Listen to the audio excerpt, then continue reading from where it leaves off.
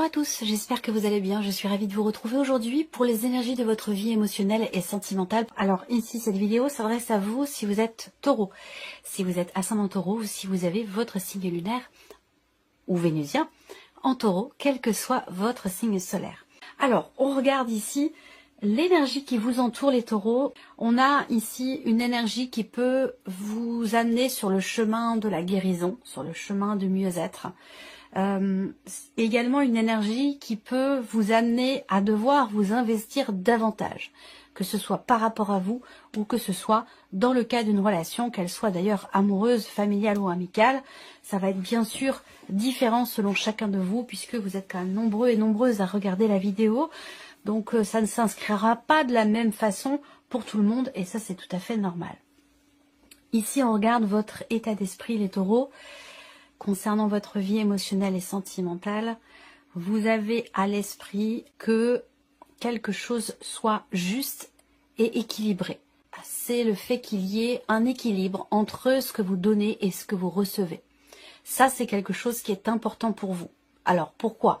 Parce que peut-être que pour certains d'entre vous, effectivement, il peut avoir été question d'un déséquilibre justement entre ce que vous donnez et ce que vous recevez. Soit vous donnez beaucoup et vous recevez peu, soit vous recevez beaucoup et vous donnez peu. Ça peut évidemment être aussi dans ce sens.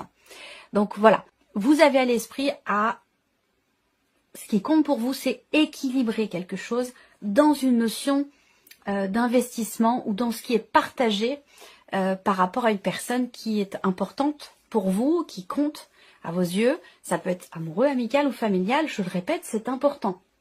Faut pas l'oublier. Je ne me cantonne pas uniquement à la vie amoureuse, aux relations amoureuses. Je m'adresse aussi aux célibataires, je m'adresse aux personnes qui n'ont pas de vie amoureuse, qui ne sont pas en recherche non plus. Et puis, on peut aussi parler là d'amour avec un grand A, l'amour de soi, l'amour amical, l'amour familial et bien sûr aussi l'amour amoureux, bien entendu. On continue, on regarde ce que vous ressentez au plus profond de vous. La justice.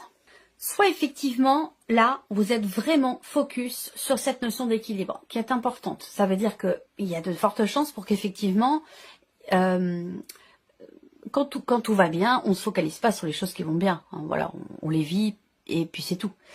Donc je pense que, je dis ça parce que vous êtes focus sur l'équilibre. Ça veut dire qu'il y a quelque chose de déséquilibré peut-être. Vous voyez, l'énergie qui vous entoure va vous amener à soit à guérir, à tempérer ou à réharmoniser quelque chose, que ce soit en vous ou que ce soit dans un relationnel qui est important.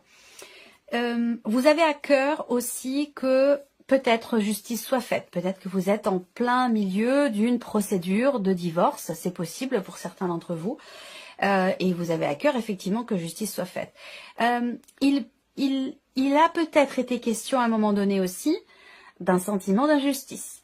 Et ce besoin, cette envie, cette volonté aussi que quelque chose revienne à sa place, que quelque chose se remette en ordre ou que justice soit faite, effectivement. Ça, c'est possible également. Pour d'autres, ce qui est ressenti au plus profond de soi, ça peut être aussi tout simplement une harmonie. Un équilibre, puisque vous avez à l'esprit cette notion d'équilibre de donner-recevoir, il est possible effectivement qu'avec ces trois cartes, pour certains d'entre vous, on soit dans une énergie complètement opposée, dans le sens où là, autour de vous, il y a une énergie salvatrice, qui vous fait du bien, qui vous apaise, et c'est la raison pour laquelle vous êtes dans cette volonté de partager, de donner. Il y a cette ouverture aussi qui est présente pour recevoir. Donc il y a quelque chose de très fluide pour certains d'entre vous dans ce qui est vécu socialement parlant, que ce soit amical, familial ou amoureux, où voilà, on donne et on reçoit aussi et on se sent bien et il y a une forme d'équilibre et d'harmonie intérieure. Ça peut aussi être ça pour certains ou certaines d'entre vous. On regarde ce que vous faites concrètement pour votre vie, pour votre équilibre émotionnel, votre vie sentimentale. Le 8 de coupe, vous faites le ménage. Vous faites le ménage, vous tournez une page, vous tournez des pages. Voilà, le 8 de coupe, c'est, on est dans le... on agit pour accueillir, on agit pour accepter, on agit pour avancer, pour aller de l'avant. pour se délester de ce qui est obsolète, de ce qui n'a plus lieu d'être, pour pouvoir avancer plus légèrement. Donc vous voyez, globalement, il y a vraiment cette énergie de peut-être de guérison, de pardon, que ce soit pour soi, par rapport à quelqu'un, où on retrouve un équilibre. Pourquoi? Parce que on fait en sorte soit de faire le deuil d'une situation, le deuil d'une relation, où on fait en sorte de ne plus s'alourdir de ce qui n'a pas lieu d'être. Voilà, donc c'est quand même assez clair pour vous, les taureaux, ce tirage, en tout cas pour l'instant. On continue. On va maintenant regarder la personne qui est en face de vous. Pour certains, ce sera un parent. Pour d'autres, ce sera un enfant. Pour d'autres, ce sera une amitié. Ou la vie amoureuse, évidemment, puisqu'on parle de vie émotionnelle et sentimentale ici dans ce tirage. Alors, quelle énergie entoure la personne qui est en face de vous? Cadeau, don, surprise. On a, c'est une très très belle carte. Hein. Il y a une résilience là. L'énergie qui entoure cette personne, c'est une énergie qui répare, c'est une énergie qui transforme et qui apaise aussi cette ère. Certainement, c'est une énergie également d'amour. Alors, peut-être que elle vient de vous, peut-être qu'elle vient d'un entourage, hein, ça dépend. Mais en tout cas, on voit que l'énergie qui entoure cette personne, c'est une énergie qui est peut-être un don du ciel, quelque chose qui vient, je pense, penser des blessures, vous voyez, ou qui aide en tout cas à ce qu'on soit dans l'action pour justement penser des blessures. On regarde l'état d'esprit de la personne qui est en face de vous concernant votre relation ou par rapport à sa situation, le 10 de bâton. On a quelqu'un quand même qui porte beaucoup sur ses épaules ou qui a beaucoup porté sur ses épaules. Quelqu'un qui est alourdi aussi. Et on voit que vous êtes dans une dynamique où il n'est pas question de continuer d'avancer en portant sur vos épaules ce que vous n'avez pas ou plus à porter. Donc là, vous n'en êtes peut-être pas rendu au même point l'un et l'autre par rapport à cette notion-là. On voit que cette personne-là en face de vous, elle plie sous le poids d'un fardeau, de quelque chose qui est lourd à porter. Et donc on voit que c'est quand même assez, bon, on est quand même sur un 10, mais on voit que c'est quand même assez pesant, j'allais dire. Donc on va voir ce qui est ressenti pour cette personne, mais elle a à l'esprit, je pense, cette personne aujourd'hui, vous c'est déjà fait, vous êtes sur le chemin de quelque chose de nouveau, vous laissez derrière vous ce qui n'a plus lieu d'être. Cette personne ici, elle prend conscience effectivement d'être ralentie et de s'alourdir par le poids de certaines choses qui sont un fardeau ou qui sont vécues comme un fardeau. Donc cette personne prend conscience de ça, j'ai l'impression ici. Qu'est-ce qu'elle ressent, cette personne au plus profond d'elle-même? Oui, la reine de denier. Reconstruire, se relever la tête, se redresser. Cette personne, au fond d'elle-même, elle a à cœur soit se stabiliser émotionnellement ou retrouver une bonne situation, que ce soit sur un plan émotionnel ou par rapport à sa vie. Mais on a quelqu'un qui veut se reconstruire, qui veut reconstruire quelque chose. Voilà, on va voir. Qu'est-ce que cette personne fait concrètement par rapport à votre relation, concernant votre relation?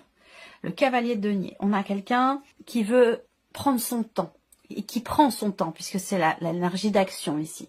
On a quelqu'un qui avance doucement, mais sûrement. Quelqu'un qui ne veut pas se précipiter, qui préfère réfléchir avant d'agir, qui dose aussi sa manière de s'investir émotionnellement, ou sa manière de s'investir tout court, peut-être par rapport à vous. On a quelqu'un qui est quand même assez dosé, surtout par rapport sur un plan émotionnel, parce que je vois qu'ici on a quelqu'un qui porte beaucoup, qui peut être affaibli par le poids, comme je disais, d'un fardeau ou de quelque chose qui est pesant. Et on a ici cette personne qui émotionnellement est dans les actes, dans les faits, est beaucoup dans la gestion, la maîtrise de ce qui est donné, partagé.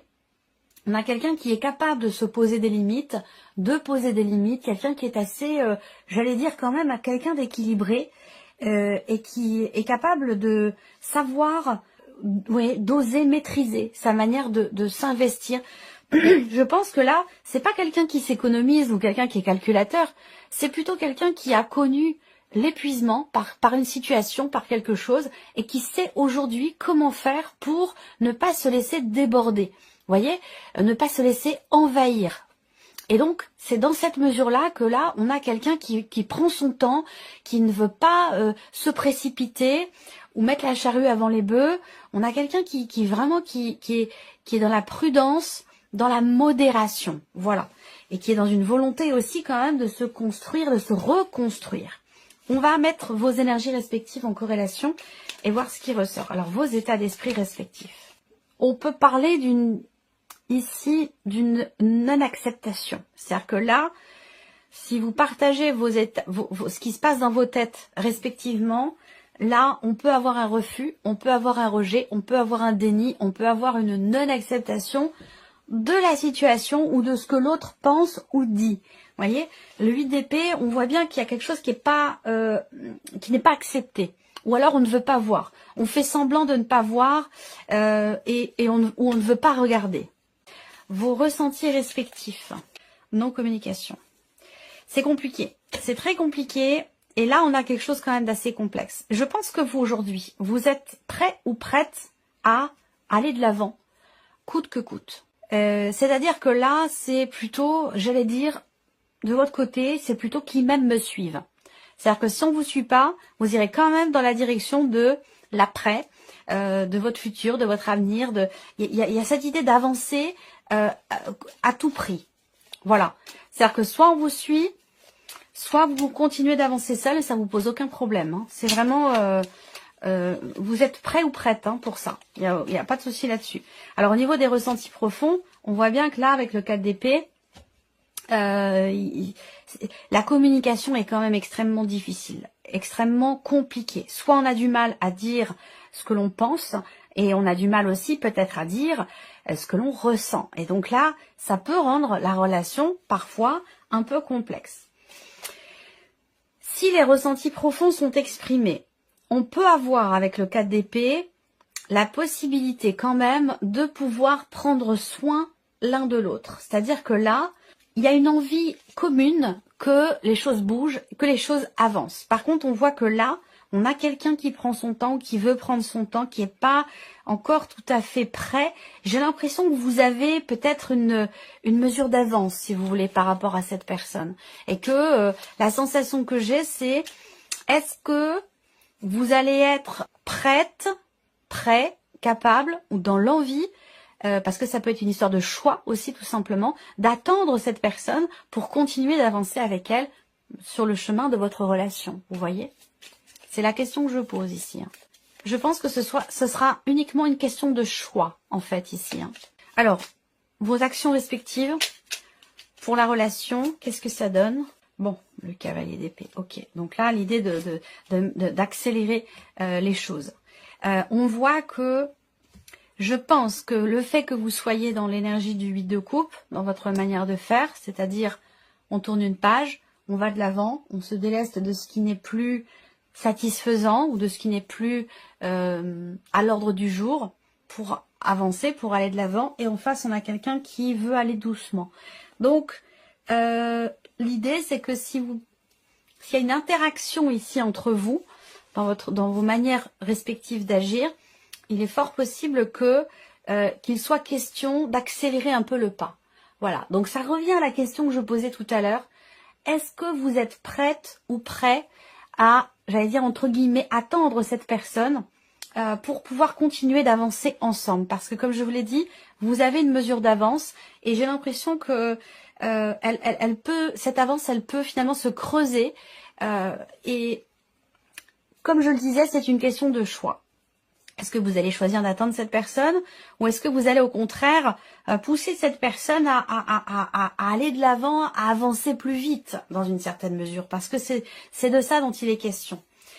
Dans votre manière d'agir aussi, vous pourriez très bien pousser l'autre à parler, à exprimer les choses. Alors, ça peut aller dans l'autre sens. C'est-à-dire que la personne ici qui veut aller lentement, qui veut prendre son temps, peut vous, de par sa manière d'agir, vous poussez à exprimer des choses. Quoi qu'il en soit, que ce soit dans un sens ou dans l'autre, eh bien, votre manière de faire va pousser à l'expression de quelque chose, à la communication. Et je vous ai dit tout à l'heure, gros souci quand même de communication visiblement ici, que ce soit par rapport à ce qu'on pense ou par rapport à ce qu'on ressent.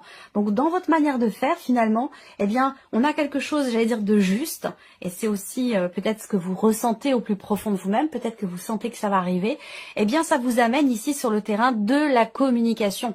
Donc il va être question de parler clairement, d'exprimer clairement ce qu'on veut, ce qu'on ne veut plus, pour pouvoir avancer ou pour pouvoir faire avancer la relation. Voilà pour vous, mes chers taureaux. Alors, ici, on va regarder maintenant un message. Alors, ici, première carte, chiffre 1, et vous avez 2 cartes. Alors, la première carte, le premier message. Je sais que ce que je raconte sur l'autre n'est pas toujours la vérité.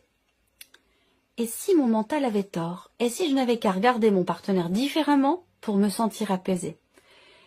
Mon partenaire ou la personne qui est en face de vous. Hein. Quel est le plus important pour moi dans l'histoire? Avoir raison et être en colère, ou accepter de ne pas tout savoir sur ses intentions et me sentir en paix? Ça, c'est votre première carte et vous avez une deuxième carte. J'agis pour manifester ce qui se passe en moi.